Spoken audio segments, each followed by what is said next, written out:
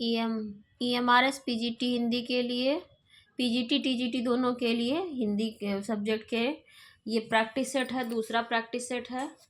तो चलिए शुरू करते हैं। इसका फर्स्ट पार्ट है, ये देखिए जनरल अवेयरनेस का, इसे मैं नहीं कराऊंगी। सेकेंड उसके बाद थर्ड पार्ट है, इसमें ICT का है।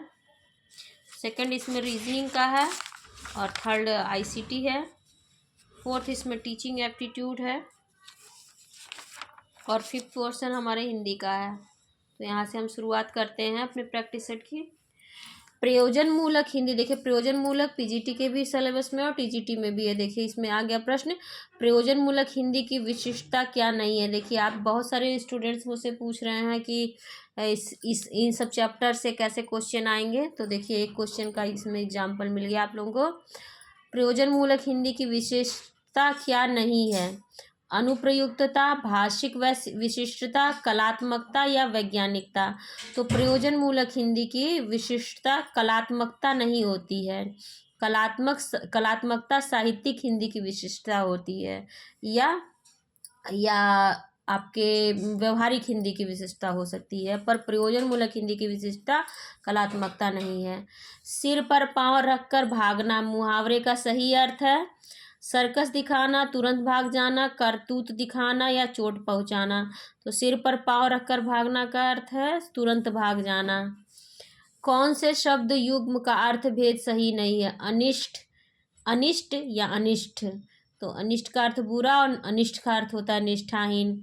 अचल, अचला, अचल का अर्थ होता है पर्वत और अचला का अर्थ होता है पृथ्वी, नारी नहीं होता है, पृथ्वी। ये सही, यही हमारा उत्तर हो गया। ये शब्द युग्म सही नहीं है अर्थ की दृष्टि से। अंश और अंश का हिस्सा और कंधा होता है। तरंग का अर्थ लहर और तुरंग का अर्थ घोड़ा, ये सही है सब। The principle of literary criticism पुस्तक के लेखक हैं I.A. रिचर्ड्स।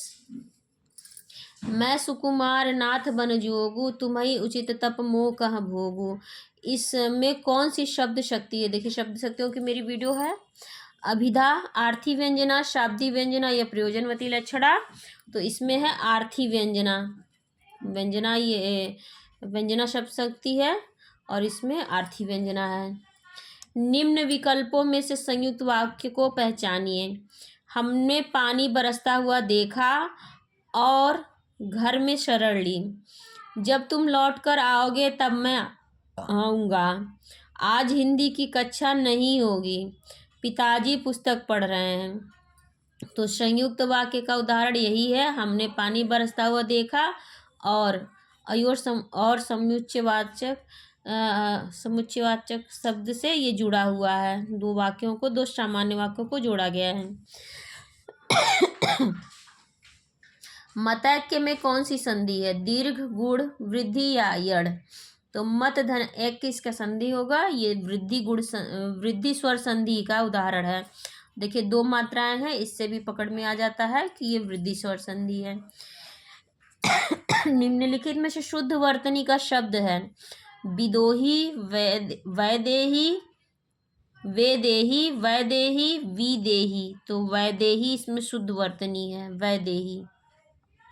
वे ध्वनियाँ जिनके उच्चारण में स्वर तंत्रियों के निकट आ जाने से उनके बीच निकलती हवा से उनमें कंपन होता है कहलाती हैं नासिक्य, काकल्य, घोष या महाप्राण ध्वनियाँ।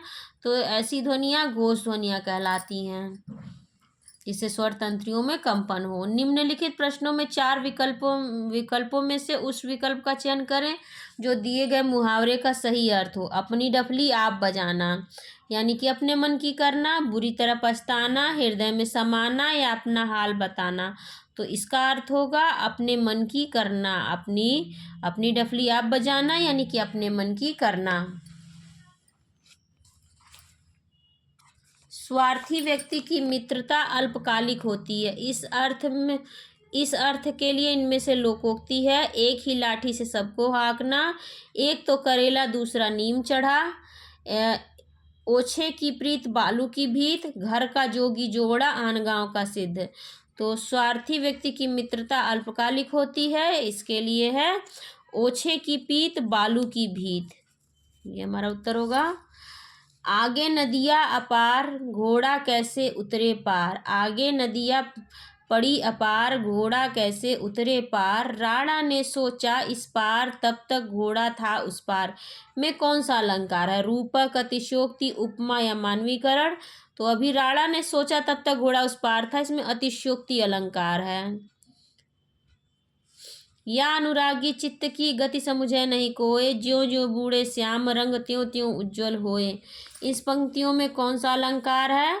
उत्प्रेक्षा, विरोधाभान, भ्रांतिमान या उपमा। तो ज्यों ज्यों बूढ़े श्याम रंग त्यों त्यों उज्ज्वल होए, इसमें विरोधाभास अलंकार है। Option B. निम्न में से कौन सा शब्द उत्तर का विलोम नहीं है? प्रश्न, दक्षिण, पूर्व या अनुत्तर। तो उत्तर का विलोम अनुत्तर नहीं है, ऑप्शन डी सही है। खग का अर्थ नहीं है आकाश, बाढ़, तारा या पक्षी। ख का अर्थ होता है आकाश और ग का अर्थ होता है गमन करने वाला, यानी आकाश में गमन करने वाला खग का अर्थ हुआ। तो आकाश यहाँ पर खुद ही पहला ही ऑप्शन है, खग का अर्थ आकाश नहीं होगा। बाढ़, तारा और पक्षी ये सब आकाश में गमन करते हैं, अर्थात ये सभी खग के पर्यायवाची हैं, मतलब खग का अर्थ है। निम्नलिखित में से कौन सा धनुष का पर्याय नहीं है? सरासन, असी, कोदंड, पिनाक। तो इसमें असी तलवार का पर्यायवाची है। देखिए मेरी पेंसिल भी टूट गई है। ये असी इसका धनुष का पर्यायवाची है।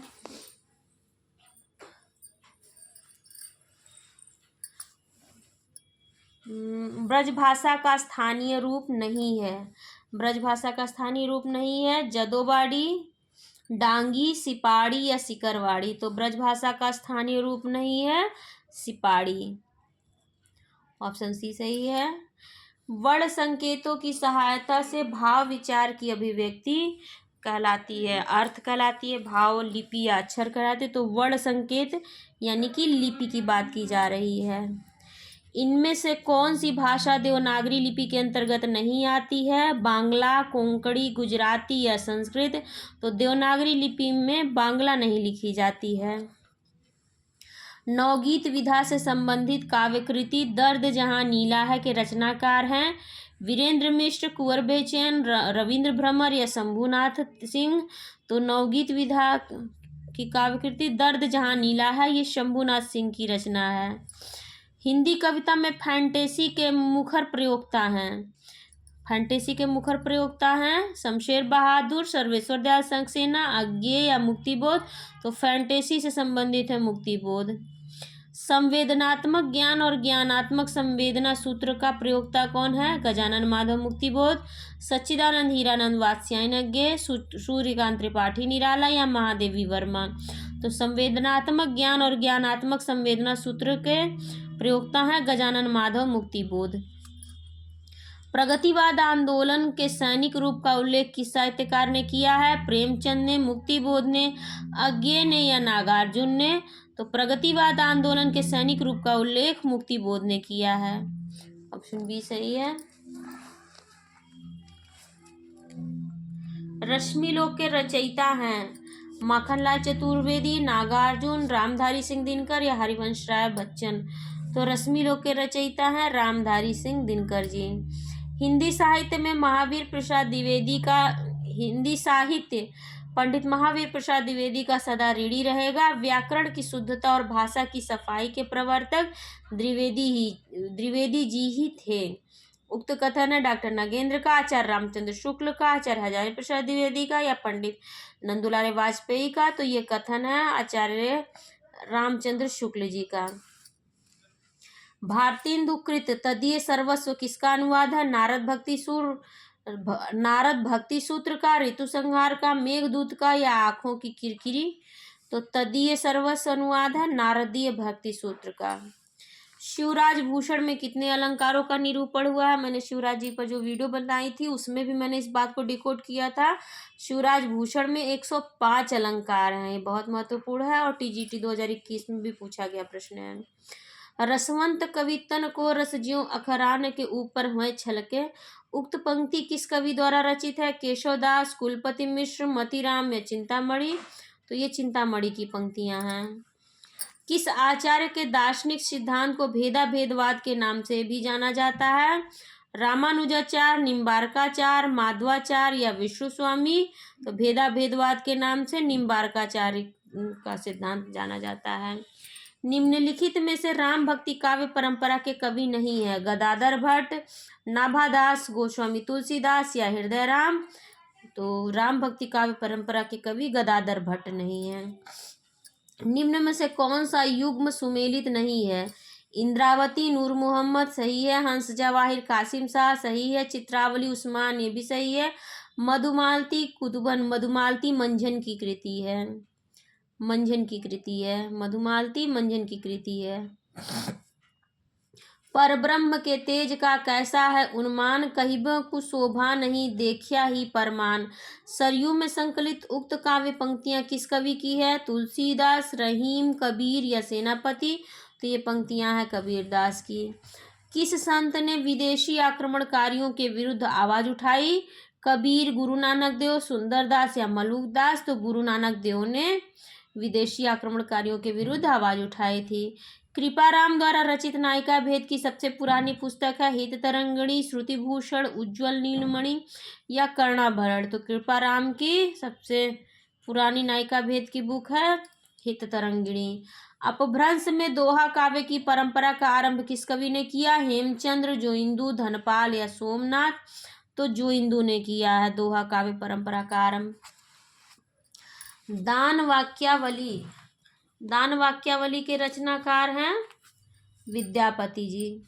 हिंदी साहित्य के इतिहास ग्रंथ हिंदी साहित्य विमर्श के लेखक हैं योगी हरि, सूर्यकांत त्रिपाठी निराला, डॉक्टर हजारी प्रसाद द्विवेदी या पदुमलाल पुन्नालाल बख्शी?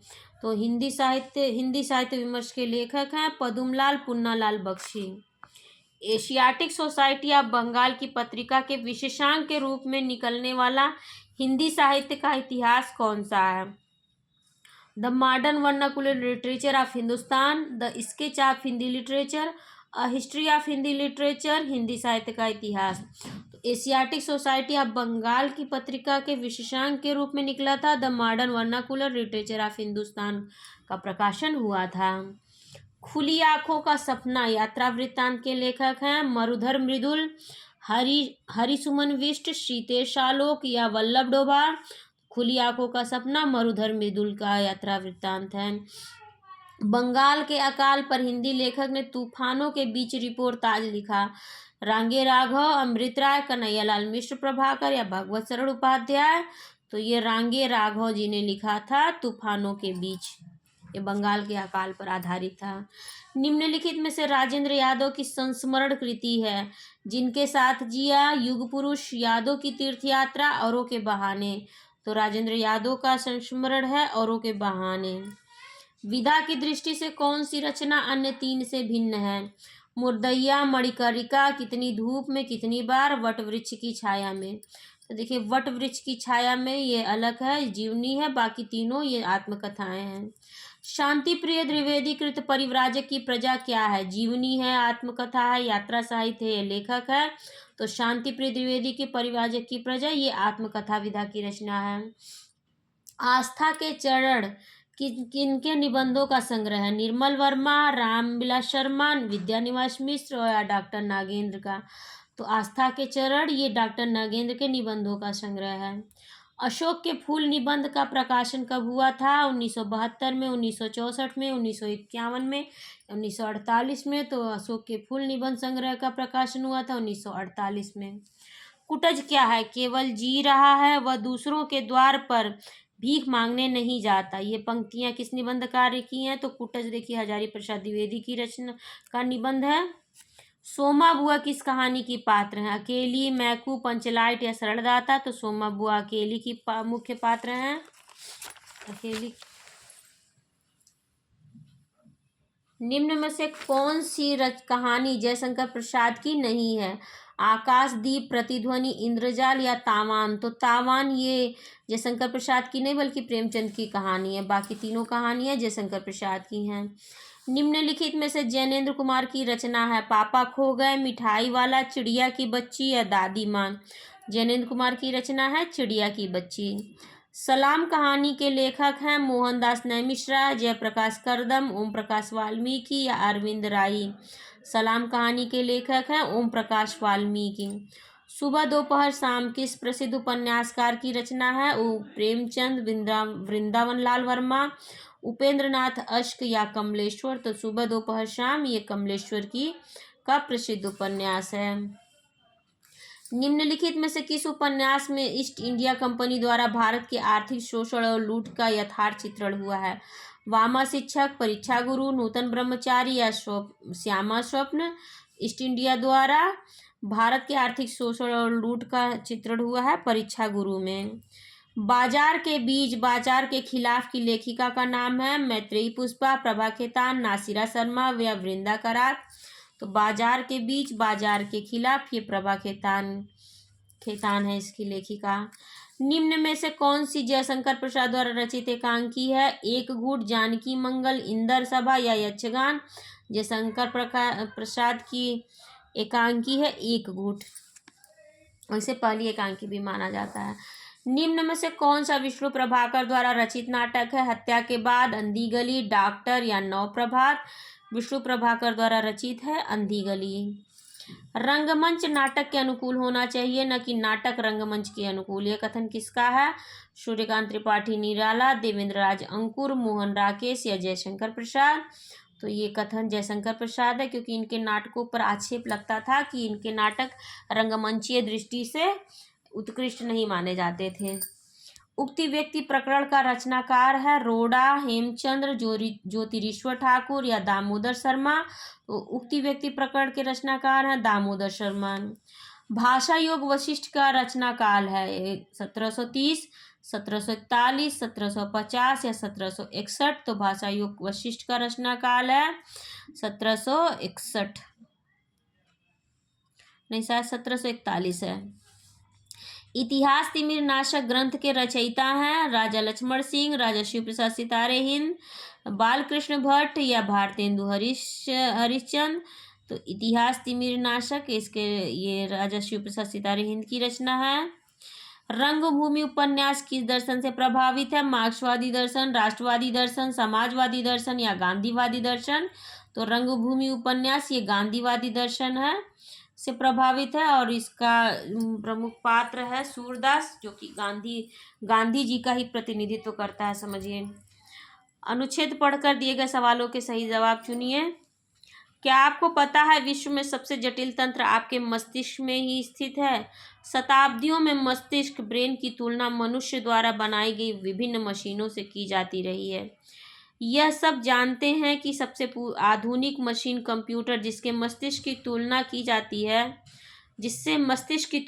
जाती है। कंप्यूटर की क्रिया बहुत तेज होती है, लेकिन उसके कार्य सीमित हैं, क्योंकि कंप्यूटर मनुष्य द्वारा दिए गए कार्यक्रम के अनुसार ही काम करता है। इस तरह कोई भी मशीन मस्तिष्क की बराबरी नहीं कर सकती।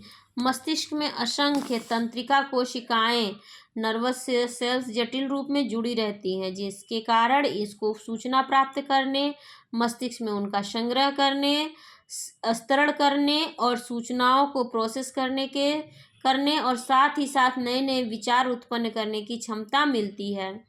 वैज्ञानिक बुद्धिमान कंप्यूटर बनाने की जी तोड़ मेहनत कर रहे हैं, लेकिन यह अलग ही कहानी है। यदि हम मानव सभ्यता के इतिहास की ओर देखें तो पता चलता है कि माइंड और इसकी मानसिक प्रक्रियाएं सदैव से ही दार्शनिकों के बीच रोचक चर्चा किंतु मतभेद का विषय रही हैं। अभी कुछ ही समय पहले तक हम मस्तिष्क की प्रकृति के बारे में या शरीर से इसके संबंध में बहुत कुछ नहीं जानते थे। यहाँ तक कि मन जिसे आध्यात्मिक माना जाता था और मस्तिष्क जिसे सांसारिक समझा जाता था, दोनों के बीच संबंध के बारे में भी मतभेद था। अब इसमें प्रश्न आ गया, मस्तिष्क में जटिल रूप से क्या जुड़ी रहती है? मशीन की क्षमताएं, तंत्रिका कोशिकाएं, बुद्धिमान कंप्यूटर की प्रणालियां या मन की भावनाएं। तो देखिए, मस्तिष्क में जटिल रूप में तंत्रिका कोशिकाएं जुड़ी रहती हैं। किन दोनों के बीच संबंध के बारे में मतभेद था? मन और मनुष्य, वैज्ञानिक और कंप्यूटर, मन और मस्तिष्क, मनुष्य और कंप्यूटर। तो अभी हम लोगों ने अनुच्छेद पढ़ा, उसमें मन और मस्तिष्क के बीच संबंध में मतभेद था। विश्व में सबसे जटिल तंत्र कहाँ स्थित है? मशीन में, कंप्यूटर में, मन में या मस्तिष्क में? तो सबसे जटिल तंत्र यहाँ मस्तिष्क में है। ये पूरा अनुच्छेद ही मस्तिष्क और कंप्यूटर के बारे में है। तुलनात्मक अध्ययन किया गया है। मस्तिष्क की तुलना किससे की जाती है? वैज्ञानिकों से, मन से, कंप्यूटर से या विज्ञान से? तो कंप्यूटर से तुलना की गई है पूरे अनुच्छेद में। इस अनुच्छेद का उपयुक्त शीर्षक क्या हो सकता है? मानसिक क्रियाएं, आध्यात्मिकता, मानव मस्तिष्क या कंप्यूटर प्रणाली? तो इसका शीर्षक, उपयुक्त शीर्षक मानव मस्तिष्क हो सकता है। एक ऑब्जर्वेशन सीट बनाते समय श्रवण करने में किन क्षेत्रों को प्रेक्षित किया जाता है? ये पेडागोजी के से क्वेश्चन आ गए हैं ये। ऊंचे स्वर में कहानी पढ़ते समय विद्यार्थी का हाथ कैसे रखें? देखिए क्वेश्चन है, एक ऑब्जर्वेशन सीट बनाते समय श्रवण करने में किन क्षेत्रों को प्रेक्षित किया जाता है? ए है ऊंचे स्वर में कहानी पढ़ते समय विद्यार्थी का हाथ कैसे रखें। बी है कक्षा की भाषा का उपयोग। सी है बुद्धिमानी से उच्चारण करना। और डी है अर्थ को साबित करना। तो इसमें ऑब्जर्वेशन सीट बनाते समय श्रवण करने किन क्षेत्रों को प्रेक्षित किया जाता है? इसमें ऑप्शन डी सही होगा, अर्थ को साबित करना। To prove the meaning. 107वां क्वेश्चन है, निम्न में से कौन सा अंतर्राष्ट्रीय घोषणा या समझौता नहीं है जो बच्चों और पर्यावरण को जोड़ता है? देखिए करंट अफेयर्स से संबंधित, जीएस से क्वेश्चन संबंधित आ गया। G8 पर्यावरण मंत्रियों का संचार 2001, आवास एजेंडा 1990, बच्चों के अधिकारों का सम्मेलन 1989 या जैविक विविधता सम्मेलन 1992। तो इसमें से निम्न में से कौन सा अंतर्राष्ट्रीय घोषणा समझौता नहीं है जो बच्चों और पर्यावरण को जोड़ता है? तो देखिए G8 की बैठक अभी हुई भी थी भारत में, भारत इसका मेजबान था। ये व्यापार से संबंधित एक संगठन है, इसलिए ये नहीं है। किस गतिविधि में भाषा छात्र अपनी भाषा या चाहे, किस गतिविधि में भाषा छात्र की अपनी भाषा है चाहे उनका स्तर कुछ भी हो? किस गतिविधि में भाषा छात्र की अपनी भाषा है चाहे उसका स्तर कुछ भी हो? इसका देखिए, हाँ, विलंबित प्रतिध्वनि, सीधे नकल, डिक्टेशन या मुक्त लेखन? तो देखिए मुक्त लेखन, फ्री राइटिंग में बालक की अपनी भाषा होगी, चाहे उस किसी भी स्तर का हो। अगर वो मुक्त लेखन लिख रहा है तो उसमें उसकी अपनी भाषा होगी। शब्द स्तर की लेखन गतिविधि में लेखन के अंतर्गत क्या आता है? नंबर 1 देखिए, तस्वीरों के लिए शीर्षक। शब्द स्तर की लेखन गतिविधि में लेखन के अंतर्गत क्या आता है? तस्वीरों के लिए लेखन। और दूसरा है शब्द पहेली। केवल एक, मेरे ख्याल से दोनों होगा, बोथ होगा इसका उत्तर। 1 और 2 दोनों सही होगा। शब्द स्तर की लेखन गतिविधि के अंतर्गत तस्वीरों के लिए शीर्षक लिखना और शब्द पहेली दोनों आएंगे। वाक्य स्तर पर लेखन गतिविधि के अंतर्गत क्या आता है? वो शब्द लेखन था, ये वाक्य स्तर पर है। इसमें क्या है? पात्रों के लिए सब स्पीच बबल, अन्य विद्यार्थियों के उत्तर देने के लिए सरल प्रश्न लिखना, अन्य विद्यार्थियों के उत्तर देने के लिए सरल प्रश्न लिखना। केवल 2, केवल 1, सी है 1 और 2 दोनों, और डी है ना तो 1 ना ही 2, तो ये सी होगा, दोनों होगा, 1 और 2 दोनों होगा इसका उत्तर। सुनने का शिक्षण किस मॉडल का उपयोग करके किया जाता है? सुनने का शिक्षण किस मॉडल का उपयोग करके किया जाता है? 2 चरण मॉडल, 3 चरण मॉडल, 5 चरण मॉडल या 4 चरण मॉडल? सुनने का शिक्षण किस मॉडल का उपयोग करके? तो 5 स्टेज मॉडल, जो ये 5 चरण मॉडल है, ये इसका उत्तर होगा। निम्न में से कौन सा मुक्त गतिविधि से संबंधित सत्य नहीं है? देखिए सत्य नहीं है। निम्न में से कौन सा मुक्त गतिविधियों से संबंधित सत्य नहीं है? एक वास्तविक संचार है, वातावरण अनौपचारिक होना चाहिए, वहाँ अक्सर एक खेल तत्व है, वे भाषा पर ध्यान केंद्रित करते हैं। तो मुक्त गतिविधि में केवल भाषा पर ध्यान नहीं केंद्रित होगा, ये ऑप्शन डी इसका उत्तर होगा। शुरुआती किशोरों के हाथों और पैरों में विकास की गति किसके कारण होती है? समीपस्थ के कारण, विपरीत हाथ से सिर, सिर से पैर या सिरस्थ। तो शुरुआती किशोरों के हाथों और पैरों में विकास की गति, तो किशोरों में पूछ रहा है। और इन्फेंसी में होता है, मतलब जो बच्चे होते हैं, नवजात में सिर से पैर होता है, लेकिन किशोरों में हाथ और पैरों के विकास की गति विपरीत हाथ से सिर की तरफ होती है।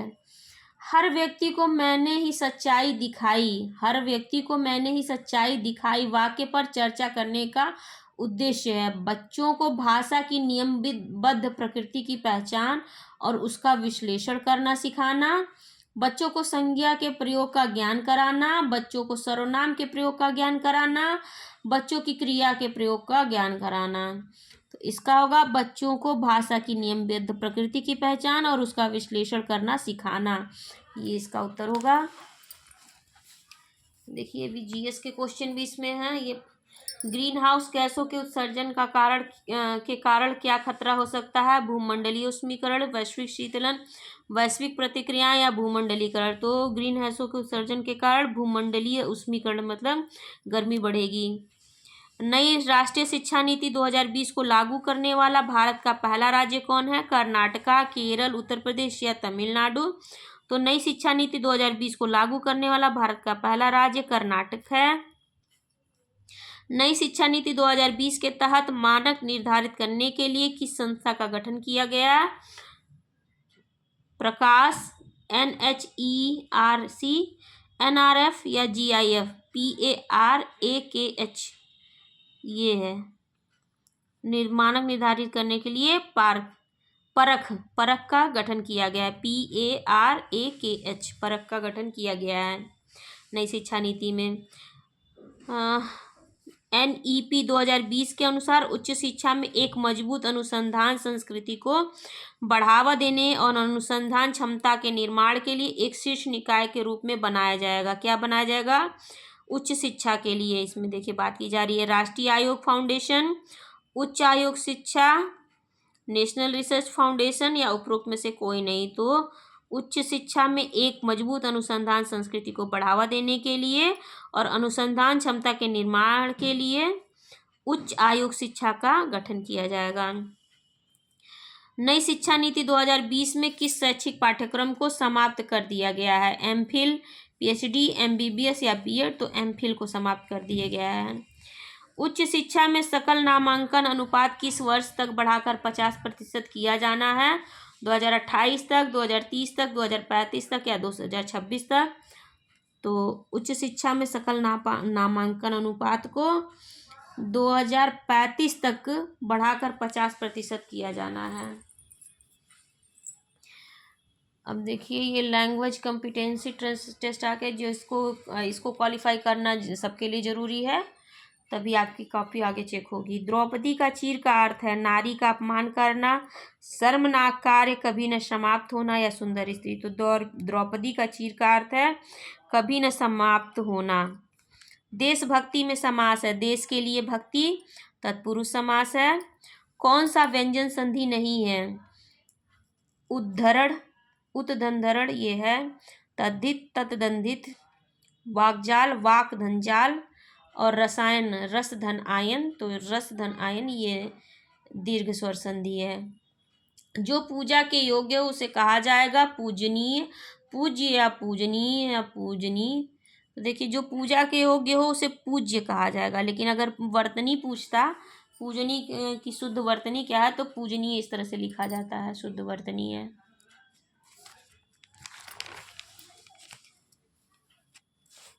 देवता शब्द का पर्यायवाची शब्द नहीं है। सुर, अमर, देव या सुधाकर। तो सुधाकर नहीं है, सुधाकर ये चंद्रमा का पर्यायवाची है। मोहन तुमसे चौगुना काम करता है, इस वाक्य में विशेषण पहचानिए। आवृत्तिवाचक, परिमाणवाचक, संकेतवाचक या सार्वनामिक। तो मोहन तुमसे चौगुना काम करता है ये आवृत्तिवाचक है। दुगुना तिगुना चौगुना पचगुना ये आवृत्तिवाचक होता है। गरीबों की सहायता करो में इस वाक्य में गरीब शब्द क्या है? विशेषण है, विशेष्य है, जातिवाचक संज्ञा या भाववाचक संज्ञा? तो गरीबों की सहायता करो पूरे गरीब का है, पूरे गरीब जितने लोग हैं सभी का ये प्रतिनिधित्व कर रहा है, इसलिए जातिवाचक संज्ञा है। तीक्ष्ण का विलोम शब्द है मंद, तीव्र, प्रखर या क्षीण। तो तीक्ष्ण का विलोम होगा, तीक्ष्ण का विलोम होगा मंद। रचना की दृष्टि से क्रिया के भेद हैं 3, 2, 4 या 5। तो रचना की दृष्टि से 2 भेद होते हैं, अकर्मक और सकर्मक क्रियाएं। शुद्ध वाक्य का चयन करें। माता पिता की शुश्रूषा करनी चाहिए।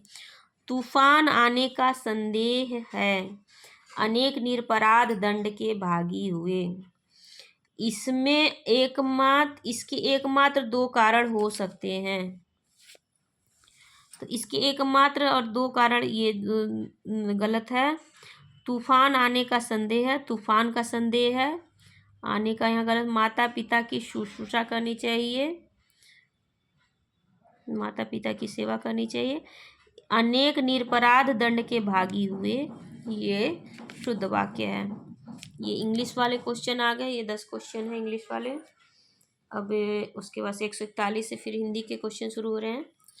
अंचल किस साहित्यकार का उपनाम है? हरिवंश राय, बालकृष्ण शर्मा, बद्रीनाथ भट्ट या रामेश्वर शुक्ल? अंचल, ये हमारा उत्तर होगा। प्रेम सागर किसकी कृति है? लल्लू लाल की। अलंकारों के मुख्य भेद कितने हैं? 5, 6, 10, 2। अलंकारों के मुख्यतः 2 भेद होते हैं, शब्दालंकार, अर्थालंकार। दी गई पंक्तियों में छंद बताइए। सुन सिय सत्य असीस हमारी, पूजहि मन कामना तुम्हारी। तो देखिए रामचरितमानस से है और ये चौपाई छंद में है। मात्राएं आप लोग गिन लीजिएगा, 16 मात्राएं होंगी इसमें। आचार्य भरत के रस सूत्र की उत्तर करते समय हुए अनुमितिवाद की स्थापना किसने की थी? तो अनुमितिवाद पहले हमारे उसमें भी आया था सेट में, ये शंकु का है, शंकु की अनुमिति से। अभी निश्चल का सही संधि विच्छेद होगा, निह धन चल होगा, ये पहला ही सही है, निह धन चल, निश्चल। चौराहा शब्द में समास है तत्पुरुष बहुव्रीहि, तत्पुरुष बहुव्रीहि, अव्ययी भाव या द्विगु। तो चौराहा यानी 4 राहों का समूह द्विगु समास होगा। भाषा विज्ञान की दृष्टि से उ किस प्रकार का स्वर है? पश्च विवृत स्वर, अग्र संवृत स्वर, अग्र विवृत स्वर या पश्च संवृत स्वर? तो देखिए उ संवृत स्वर है और ये पश्च संवृत है। जब उ बोलिए तो उ आगे, लेकिन उ पीछे से आवाज आती है, इसलिए ये अपश्च संवृत है। निम्न में से कौन सा वाक्य भूतकाल का है? यदि वह जाता तो मैं भी जाता। मोहनी खाती होगी, उसने खाया है, मोहन ने पढ़ा, ये सब वर्तमान काल के भेद में आता है। यदि वह जाता तो मैं भी जाता, ये आपका भूतकाल का है।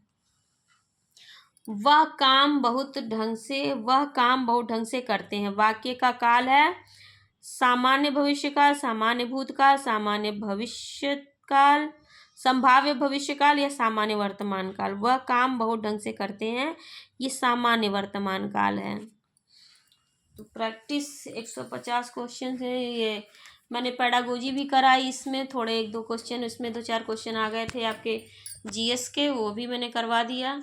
और प्रैक्टिस सेट कैसी लगी आप लोग ज़रूर बताइएगा। और इसकी पीडीएफ मैं पूरे क्वेश्चन पेपर की पीडीएफ और आंसर की जितने इसमें व्याख्या दी है, व्याख्या सहित सारा पीडीएफ मैं बना करके अपने टेलीग्राम चैनल पर डाल दूँगी। इसको टेलीग्राम की लिंक आपको डिस्क्रिप्शन में मिल जाएगी। और प्रैक्टिस कैसी लगी ज़रूर बताइएगा। सब लोग लाइक करना मत भूलिएगा, और कोई प्रश्न हो तो ज़रूर पूछिएगा। और जितने भी लोग पहली बार आ रहे हैं प्लीज़ इस चैनल को सब्सक्राइब करिए और मुझे सपोर्ट करिए। आपका एक कमेंट और आपका एक लाइक मुझे और भी प्रोत्साहित करता है कि मैं और भी वीडियो जल्दी जल्दी बना के डालूँ। और आप सभी का बहुत बहुत धन्यवाद।